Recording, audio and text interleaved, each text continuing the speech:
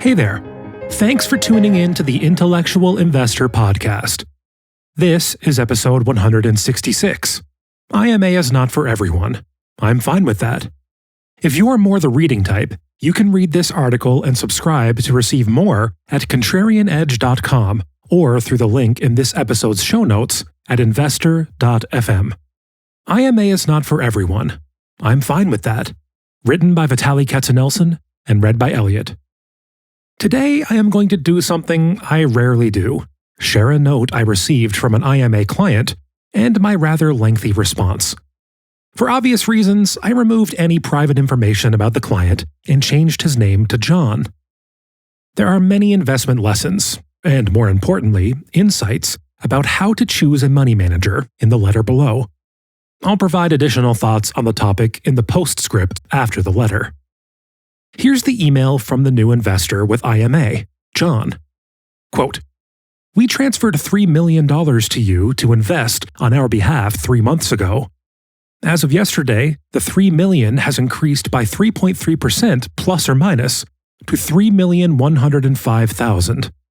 During the same period, the S&P index, which we could have invested in via Vanguard, with whom we have an account, had increased by 8% plus or minus. If the same $3 million had been invested there, the value now might be $3.24 million plus or minus. This comparative difference has maintained itself over the 3 months. We check our Schwab account frequently. So how do you think we feel at this point?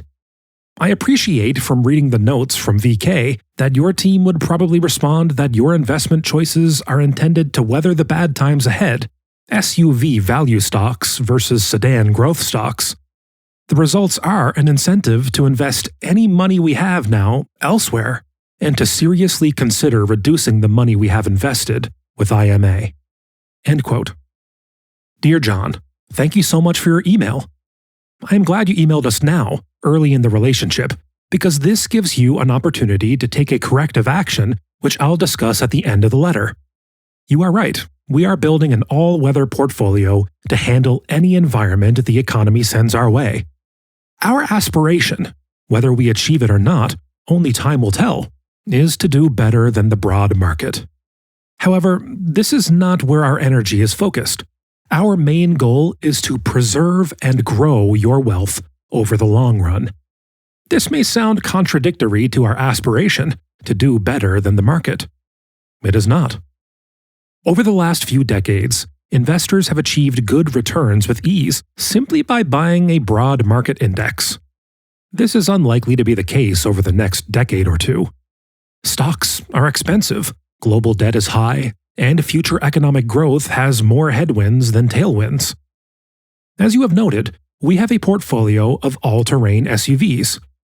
We don't know when the terrain will turn from a flat, well-maintained highway into a rocky, rutty track.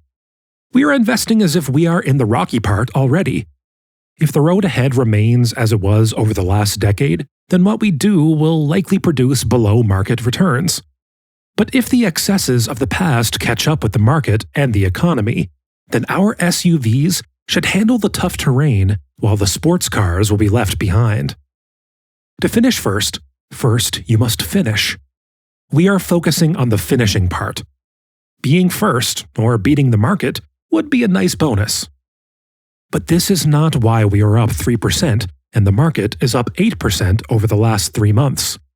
To be totally honest, I don't know why our stocks are up, not down, and the market is up 8% and not up or down 15% in the 3 months you've been with us. Though the army of experts on CNBC may sound very confident and convincing when they opine on what the market will do over the next 3 months or years, nobody actually knows. Nobody. I'll phrase it slightly differently. We simply don't have the tools to predict the future or what our stocks will do in the coming months and years. Thus, we don't even try. I've been investing for more than 2 decades, and I am yet to meet someone who has done market timing successfully in the long run. And the behavior of stocks in the short run is completely random. We are long-term investors. Actually, the preceding sentence has a redundancy, You cannot be an investor in the stock market and not have a long-term time horizon. We are investors. In our analysis, we approach the stocks we own as businesses. Our attitude is not that we are buying digital bits stored on a mainframe, but real businesses. As we study each company, we analyze management, build financial models, try to kill the business, come up with a guesstimate, and it is a guesstimate, of what the company is worth, and then patiently look to buy the company at a significant discount to what it is worth. We do all this looking a decade out. And then, every day we come to the office and Mr. Market and millions of investors opine on what our businesses are worth by buying and selling them. We spend very little energy agonizing over these price changes because they are completely random. The price you see today on any stock in your portfolio is an opinion, not a final judgment. In fact, our company's fair value changes very little every day. On average, it may go up a tiny bit every day, since in the long term, key word here, our companies will grow their earnings and accumulate cash. In the long run, stock prices should converge with businesses' fair value. Historically, they have. You mentioned that you are monitoring your brokerage account frequently. You've said it with pride, like you are doing your part of the homework as a responsible steward of your family's capital. I can understand the intention, but I'd argue that looking at your portfolio daily will do you more harm than good. First off, what you are observing on a daily basis is complete and utter noise. But it's not harmless noise. This noise has a net negative impact on your and anyone's mental state. We humans are wired in such a way that a 10% loss deals us more pain than the pleasure we experience with a 10% gain. In other words, when you observe your portfolio in a span of 3 months, going from $3 million to $2.7 million, then to $3.3 million, and back to $3 million, while your net worth has not changed, your emotional state has suffered a little. You would have been a lot better off if you had just looked at your account after 3 months and seen that your portfolio's market value was unchanged. Early in my career, I was glued to the flickering stock market screen all day. I thought it was a responsible thing to do. It took me a while to realize that I was poisoning myself with worthless, toxic noise that shrank my time horizon and made me less happy. Today I look at clients' portfolios and our watch lists once a day. I do it for opportunistic reasons. I am looking to buy stocks on our watch list, add to stocks that have declined, and sell stocks or reduce positions that went up. I also don't want to miss important news. My advice to you and to all clients: don't look at your portfolio more than once a quarter. If you are a long-term investor, you have little to gain from it. We will suffer the toxicity of the stock market on your behalf. This is why you hired us. When you hired IMA, you made a leap of faith. I am humbled by it, and don't take my responsibility lightly. I have both skin and soul in the game. The bulk of my family's liquid net worth is invested in the same stocks you own. I don't have any other equity investments. I pour every ounce of my soul into what we do. I love it. I am IMA, and so are the team of individuals who work here. I would not dream of doing anything else. Hiring IMA should have liberated you from worrying about your nest egg. Worrying should be our problem. Now, I'd like to address whether you have made the right decision in hiring IMA. We put a lot of effort into educating prospective clients on what we do and don't do. Unlike other firms, which will take money from anyone who can fog a mirror, we are selective and request 3 things from clients. 1. Buy into our investment philosophy. 2. Have a long-term time horizon. And 3. Do their homework. Read the in-depth letters I write 3 or 4 times a year. The front page of the IMA website reads, "We grow your wealth. You don't need to worry about the market. These are not empty words to us, but neither the growth nor the worrying part will work if even one of the three things above is missing. Your email indicates that though you entrusted your assets to us, you have not bought into our investment philosophy, nor do you have a long-term time horizon. The growth part will not work without those two things. You'll end up doing what most investors do, buying high and selling low.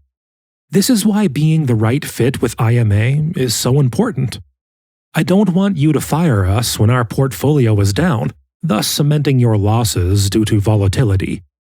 I don't want what we do to end up harming you. I don't know if you have read my latest letter and the write-ups on the companies we bought for you. If you have not, when you look at your IMA portfolio or statement, all you see is a collection of random tickers, not a carefully chosen group of businesses. I spend 30+ hours on each letter I write to you for a reason. I want your portfolio to stop being Vitaly's portfolio and become John's portfolio.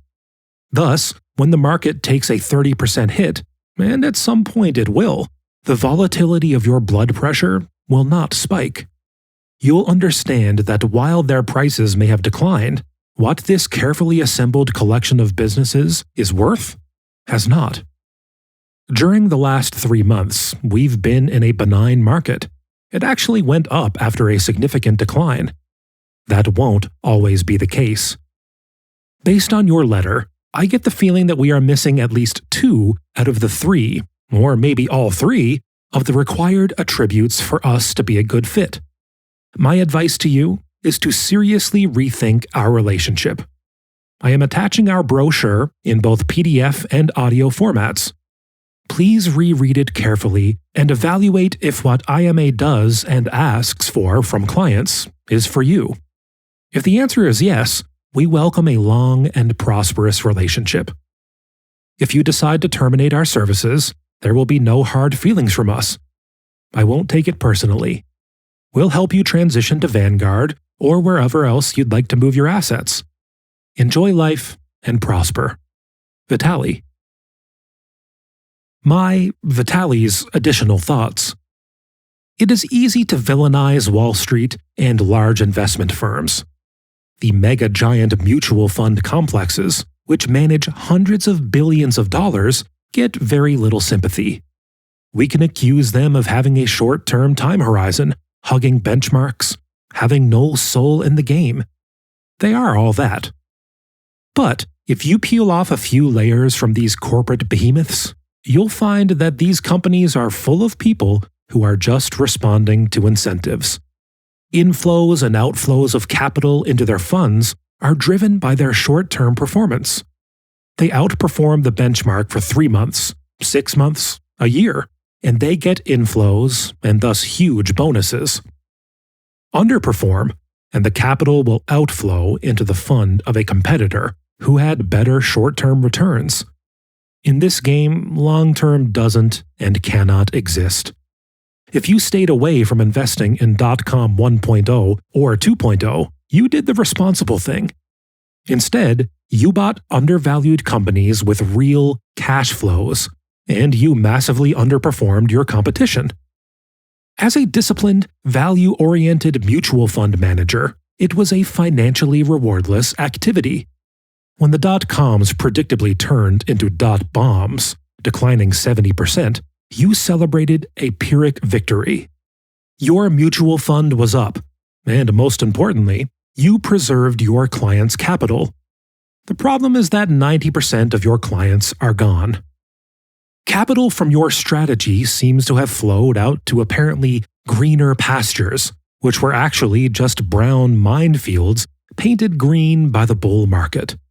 You've been fired by your firm as an old has-been after years of underperformance and lack of assets to manage.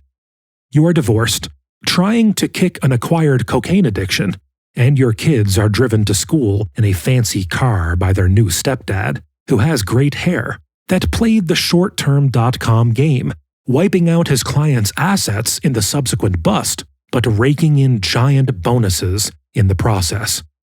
Now he's starting a new fund with a slightly different name to capitalize on the latest fad, which won't end well either, but will make him even richer.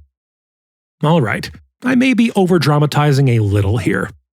Sure, some value mutual funds survived, but many others went out of business, and some large mutual fund companies removed the value investing style box from their product offering. But the point still stands. If you are playing the long game on Wall Street, you had better be right in the immediate short term, and the next one, and the next one, or you won't have the capital to be there to see the long term. So it's rare to find someone playing a long-term game, but they do exist. If you want to have a sustainable business and still have soul in the game, you'd better have the right clients. Clients who are fully aligned with what you are doing. Mutual funds don't get to choose their clients. Their funds are bought and sold like canned soup in a grocery aisle. Since IMA provides a service, not a product, we have the opportunity to choose our clients. I say this, but it's only partially true. What we have discovered over the years is that clients who come to us have usually read my articles for a while, and thus have their eyes wide open about what they are getting into. Occasionally we get a client who is not a good fit for us, and we'll ask them to reevaluate whether our services are for them, because we won't change our fundamental approach to investing. I will never be on the Forbes 100 list. IMA will never be the largest kid on the block. I am absolutely fine with both. But I get to wake up in the morning, look in the mirror, and feel good about the decisions we are making for our clients. I get to work with wonderful people who have every ounce of their soul in the IMA game. And most importantly, I get to drive my kids to school. Postscript. John said that he got the hint, and we helped him transition his assets out of IMA.